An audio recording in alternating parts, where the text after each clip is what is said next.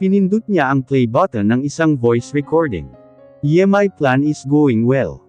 Her mother is on my side at gustong-gusto nitong ipakasal na ako sa anak niya. Oh, about her girlfriend, hahaha, walang problema yun. Mabilis lang dispatchahin ang mga ganong klaseng babae kasi mahihina sila. Si mama pa talaga ang nagpalayas sa kanya, and guess what? We told Franco na binayaran namin ang girlfriend niya para lumabas na gold digger para mas lalo siyang magalit. And about his son, well, hindi naman talaga namin anak yun. I just adopted that boy from an orphanage. I used that child as a bait para makabalik kay Franco, but di ko naman alam na matatagalan kami, but soon mapapasaki na rin yung kumpanya at ibang kayamanan nila. My mother's grip tightened. Galit na galit ang mga mata nito, at napapahawak pa sa dibdib. Ang kapal ng mukha ng babaeng yan. Pinagkatiwalaan ko pa naman siya tapos ganito lang ang igaganti niya sa akin. Galit na sigaw nito. That's it, mom. You're befriending a parasite in our household. Sino ngayon ang gold digger, ha? Si Amara pa talaga ang pinagbintangan niyo. And you even lied to me about giving her money. Ni minsan ay hindi ko naisip na magagawa niya sa akin yun, because I know Amara won't exchange me and Brody for money.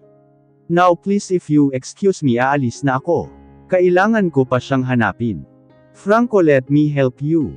Gusto mo bang mag-hire tayo ng investigators to find her? Please anak, patawarin mo na ako. Pagmamakaawa nito sa akin. Don't act as if you care, mom. Kasalanan niyo to bakit nawawala si Amara. Alam mo nang pinalayas siya sa kanila, dahil pinagkalat ni Agatha ang trabaho niya dati. She was kicked out in their house. Hindi maruming babae si Amara dahil ako mismo ang nakakuha ng pagkababae niya, so how dare you judge her? Lumabas na ako sa kwarto ko, dahil baka ano pang masabi ko sa nanay ko. I can't talk to her right now, because I'm not on my right state of mind. Nag-aalala ako kay Amara. Baby, aalis muna si daddy, hahanapin ko si mommy, okay? Palem ko sa anak ko na nanonood ngayon ng TV. Will you bring her here tonight? I miss her bedtime stories. I patted his head and promised him na ibabalik ko dito ang mommy niya. Pumunta ako sa kumpanya ni Adrian, para humingi ng tulong. He's one of my best friend after all. Kung sana lang ay nandito rin si Vian, edi kumpleto sana kami. Dude, Uso kumatok. Natatarantang osel nito. Gulat na gulat silang dalawa ni Alice, nang makita ko silang naghahalikan. Franco, osel nito. Yeah, it's me, the one and only, nakangiting sagot ko sa kanya. Long time no see. Natutuwang bati nito sa akin. Ano, binalikan mo na ba tong ex mo? Tanong ko sa kanya. Well, we're getting there, sagot ni Adrian. Getting there pa lang pero you almost make out na. Nahuli ko lang kayo. Nagtinginan naman sila at parehas pang nahihiya. You should have locked the doors. Yun ang ginagawa namin ni Amara, sagot ko sa kanila. Whatever, Franco. Ano, nahanap mo na ba si Amara? Tanong sa akin ni Adrian. Yun na nga eh. Hindi pa rin, that's why I'm here. Hihingi ako ng tulong sayo. Tanungin mo lahat ng empleyado mong nakakakilala kay Amara, baka sakaling nakita nila ito or nakausap man lang. I sound so desperate. I don't know where to find her right now. Dati kasi inaasar ko lagi si Adrian nung nawala si Alice sa kanya sa loob ng ilang taon. Ayokong maranasan din yun because I saw how Adrian wasted his life. Sure dude, don't worry. Try ko ding tawagan yung mga taong pwedeng makatulong sa atin. Kalma lang, mahahanap mo rin siya, okay? Tumungo lang ako sa kanya, at nagpaalam na dahil kailangan ko pang maglibot-libot ulit, baka sakaling mahanap ko na si Amara ngayon. Sige, salamat talaga dude. Ituloy niyo na yung naudlot niyong biyahe sa langit. Lumabas na ako ng building nila. At sumakay sa sasakyan ko. Buong magdamag akong naghanap kay Amara, pero ni anino niya ay hindi ko pa rin nahahanap. Nasaan ka ba, Amara? Amara flashback. It's been 8 months mula nung umalis ako sa lugar namin. Natatandaan ko pa yung gabing yun. Umalis ako sa amin at tumuloy sa isang mumurahing inn. Sa mga oras na yun ay back to zero na talaga ako. Hindi ko alam kung saan ako tutuloy. Hindi na ako nag-abala pang tawagan si Elias, dahil ayokong madawit pa siya sa problema ko. Wala akong matuluyan na bahay at wala akong trabaho.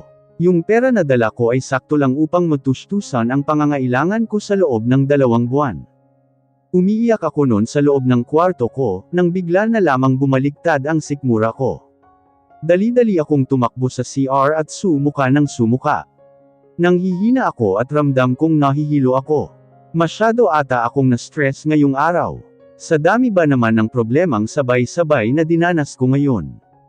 Kinabukasan nun ay naghanap agad ako ng boarding house sa ibang syudad. Maganda siguro kung magpapakalayo muna ako.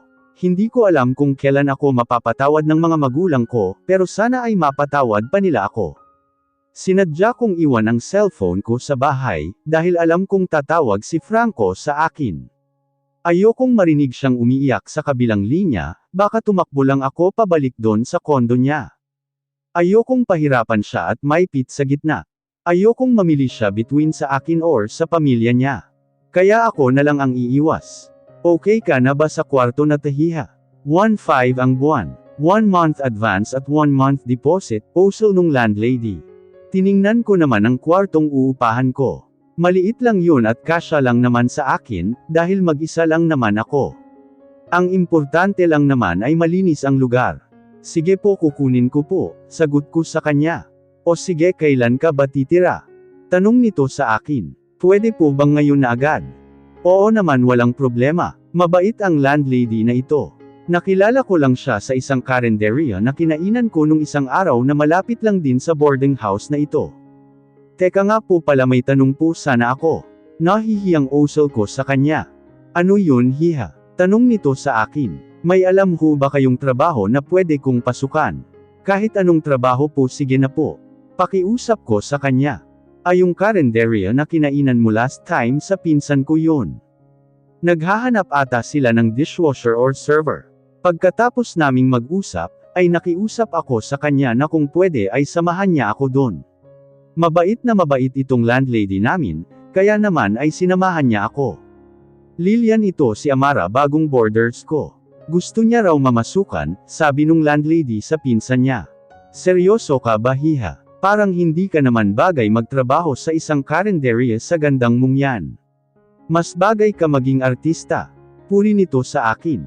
Naku, salamat po Aling Lilian, pero hindi po ako nag-aartista. Nahihiyang sagot ko sa kanya.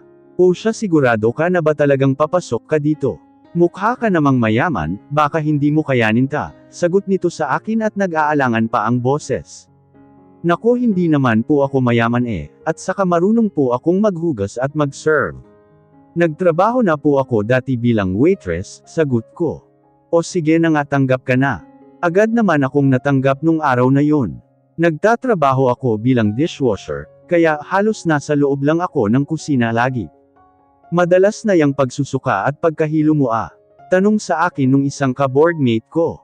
Isang linggo na ako dito sa bago kong tinutuluyan, at napapadalas na nga ang pagsusuka ko.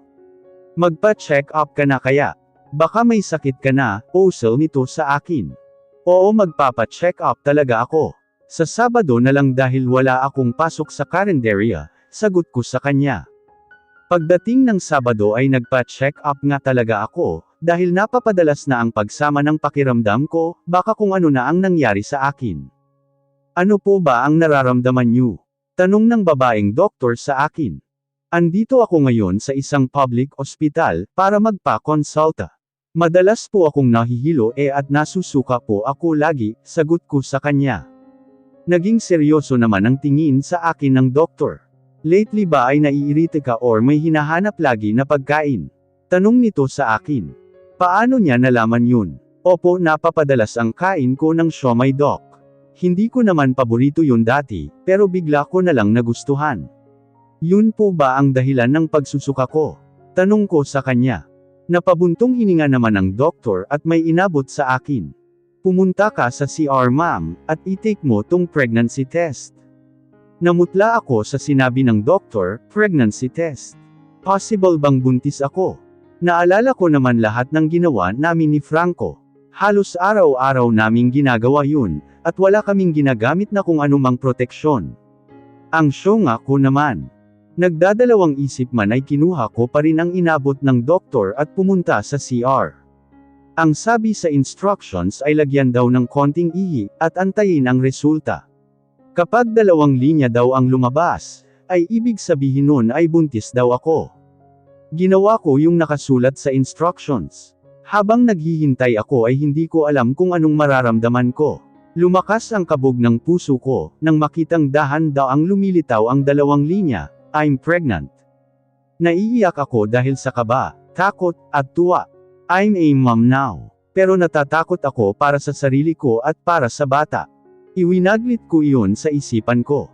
Hindi pa ngayon ang tamang oras para mag-isip ako sa mga ganung bagay. I took all of my courage left at lumabas na sa CR ng ospital. Kailangan kong bumalik sa doktor. Nanginginig ang mga binti ko sa kaba, pero nakaya ko pa ring bumalik sa klinik ng doktor. Doc, eto na po yung resulta, sabi ko sa kanya at pinakita ang resulta ng pregnancy test. You're positive. Congrats Mrs. Masayang usol nito at ngumiti pa. Salamat po Doc. Nahihiyang sabi ko. Magpa-ultrasound ka Mrs. para malaman mo kung ilang weeks na yang nasa tiyan mo, bili nito sa akin. Binigyan niya lang ako ng lista ng mga vitamins, at mga kailangan kong gawin para maging healthy si baby. Habang naglalakad ako papunta sa isang klinik ay hindi mawala sa isip ko ang pagiging ina. Good morning Doc, magpapa-ultrasound po sana, usol ko. Walang ibang pasyente ang nandon, kaya naman mabilis akong naasikaso. Nakatingin lamang ako sa monitor. Hindi ko naiintindihan ang nandon, pero alam kong nandito sa loob ng sinapupunan ko ang anak ko. Congrats Mrs. You're 4 weeks pregnant. Hindi pa natin malalaman ang gender ng baby nyo, kaya bumalik na lang po kayo ulit kapag nag 6 months na para sa gender reveal. Binigyan lang ako ng ilang tips ng doktor at ang picture ng ultrasound ko. 1 buwan na pala akong buntis. So ibig sabihin ba nun buntis na ako nung hindi pa ako nakakaalis kay Franco? Bakit po ganun Doc? Lately lang po ako nagkaroon ng signs ng pagiging buntis, 1 buwan naman na pala tong nasa tiyan ko. Tanong ko sa doktor. I guess unang baby mo ta. May ganung cases talaga Mrs. May iba na mas maaga nagkakaroon ng signs, meron naman late na, kaya normal lang po iyon. Pagkatapos kong magpakonsulta ay lumabas na ako sa klinik at umupo muna. Kinapa ko ang tiyan ko at dinamdam ang anak ko sa loob. Hindi naman talaga imposibleng mabuntis ako ni Franco. Inisip ko ngayon kung paano ko bubuhayin ang bata ng mag-isa. Ayokong elapit siya sa kanila ni Franco, dahil alam kong magiging mahirap lang ang buhay niya. Mayaman sila at alam kong aapihin lang nila kami. Mahal na mahal ko si Franco. And as much as I want to go back to him, alam kong hindi na pwede. Siguro ipapakilala ko na lang ang anak ko, kapag medyo malaki na siya. Mas lalong ayaw ko naman umuwi sa amin. Ayokong magkasakit na naman si tatay lalo na si nanay. Alam kong hindi rin nila ako matatanggap ngayon, dahil may kasalanan pa ako sa kanila. Don't worry anak, andito lang si mommy. Pangako yun sa'yo, pupunan ko lahat ng pagkukulang niya. Hindi ko na malayan ang mga luha na tumatakas sa mga mata ko, habang hinihimas ko ang tiyan ko. Dumaan muna ako sa isang grocery store para bumili ng mga masustansyang pagkain. Kailangan ko nang mag-ingat dahil may batang binubuhay na ako sa loob ng tiyan ko. Maliit pa naman ang tiyan ko, kaya ko pang magtrabaho.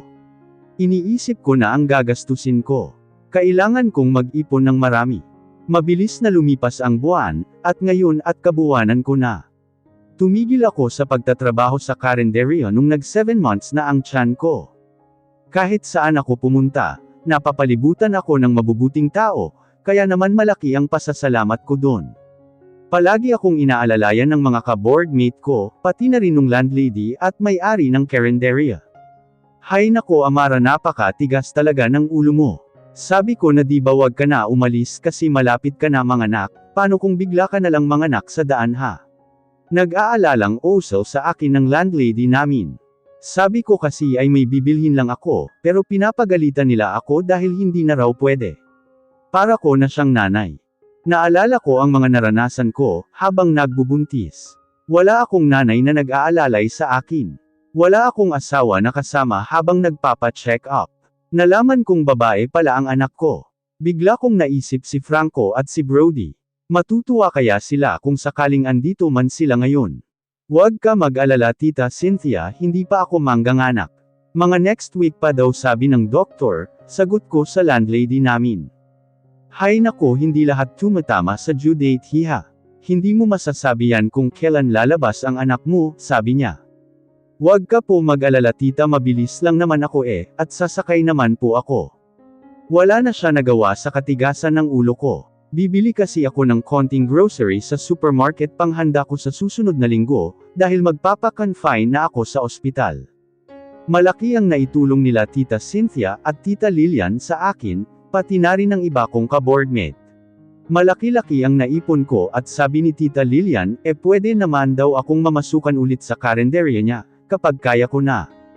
Mabilis lang akong natapos bumili sa supermarket, at nag-aabang na ako ng tricycle pauwi dahil masyadong mainit. Habang nag-aabang ako ng tricycle, ay dahan-daang sumakit ang tiyan ko. Hinihimas ko yun para maibsan ang sakit. Pero hindi pa rin nawawala at mas lalo lamang iyong lumalala. Pati balakang ko ay sumasakit na rin. Napadaing na ako sa sakit at nabitawan ko na ang plastic na dala ko. Nakuha ko naman ang mga atensyon ng tao na malapit sa akin, at nilapitan naman nila ako kaagad. Ang sakit, umiiyak na hiyaw ko, habang nakahawak sa tiyan ko. Ineng, Ineng, manganganak ka na ba? Tarantang tanong sa akin nung matandang babae na lumapit. Nagsigawan naman ang mga tao, habang ako ay namimilipit na sa sakit. Sa susunod na linggo pa ako mangganganak, bakit sumasakit na ng ganito ang tiyan ko? Hindi kaya totoo ang sabi ni Tita Cynthia? Kinabahan ako baka kung anong mangyari sa baby ko. Tulungan niyo kami, may babaeng mangganganak. Tumawag kayo ng ambulansya, sigaw ng mga taong nakapaligid sa amin. Amara, ikaw nga. Napatingin ako sa taong nakakita sa akin. And of all people ay si Sir Adrian pa. Paano siya napadpad dito? You're pregnant. Hindi makapaniwalang sagot nito. Iho, may sasakyan ka ba? Tulungan mo naman siya, manganganak na ata siya Osel nung matanda. Di ko na kaya, sigaw ko. Hindi na nagdalawang isip si Sir Adrian na buhatin ako. Ngayon ko lang napansin na may babae siyang kasama at ito ang nagbukas ng pinto. Pinasakay nila ako sa passenger seat, at dali-dali namang nagmaneho si Sir Adrian. Amara, alam mo bang matagal ka nang hinihintay ni Franco at Brody? Where have you been for the past 8 months? Osel nito habang nagmamaneho. Please, wag mo muna ako tanungin, sobrang sakit na ng tiyan ko. Reklamo ko sa kanya. Adrian, drive faster, her water already broke.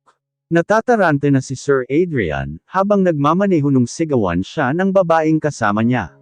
Tiningnan ko naman ang harapan ko at tama nga siya. My water broke. Mangganganak na nga talaga ako. Nag-concentrate lang ako sa paghinga. Ramdam kong gusto nang lumabas ng baby ko. Hang in there Amara, malapit na tayo.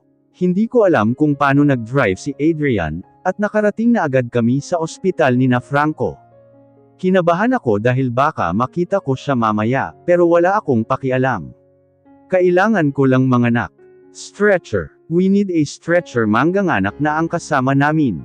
Sigaw ni Adrian. Agad naman tumalima ang nurses, at mabilis akong dinala sa delivery room.